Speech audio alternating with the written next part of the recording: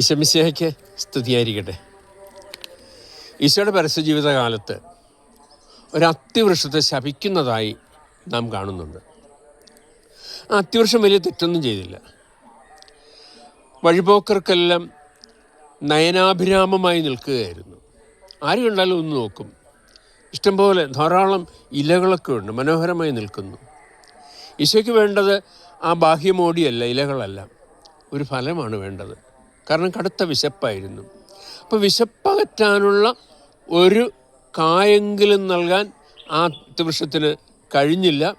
ആ അത്തിവൃക്ഷം ശപിക്കപ്പെട്ടു.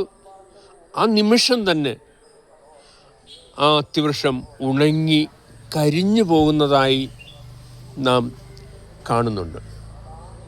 ഈശോയുടെ കടുത്ത വിശപ്പിന് മുന്നിലൊരു പശ്ചാത്തലമുണ്ട്.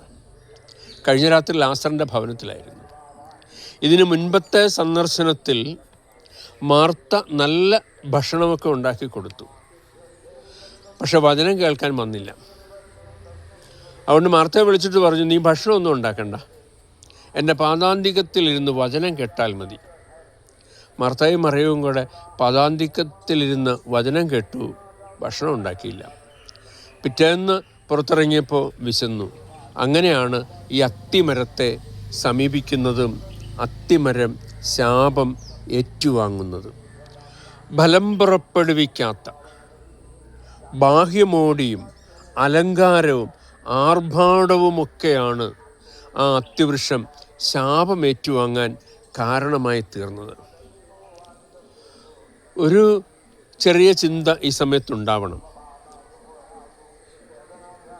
ഇതിലൊരു താക്കീതുണ്ട്. നീ ഫലം പുറപ്പെടുവിക്കണം. വാക്കുകൾ പോരാ, പ്രവൃത്തികളും വേണം.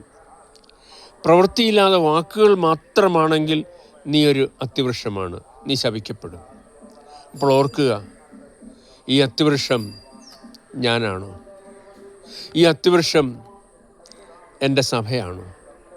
വാക്കുകൾ ധാരാളമുണ്ടാവുകയും പ്രവൃത്തികൾ ഇല്ലാതിരിക്കുകയും ചെയ്യുന്നുണ്ടെങ്കിൽ അത്തിവൃക്ഷത്തിൻ്റെ വിധിയിലേക്ക് നമ്മൾ പോകും. ഫലം പുറപ്പെടുവിക്കാത്തതെല്ലാം വെട്ടി തീയിലെറിയപ്പെടും. ആമേൻ.